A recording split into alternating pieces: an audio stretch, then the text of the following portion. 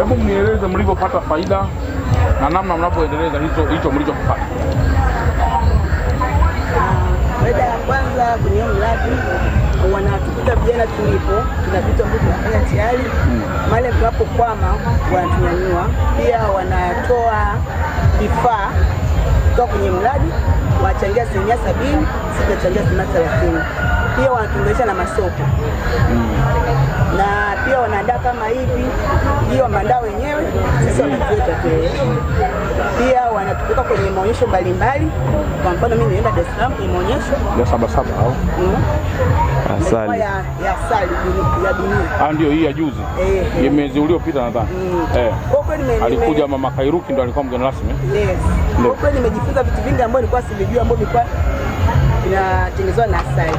Kwa hiyo nimetoka kule ndio kufanyia kazi na nimefaidika. Pia nimeongeshwa na masoko ya nje.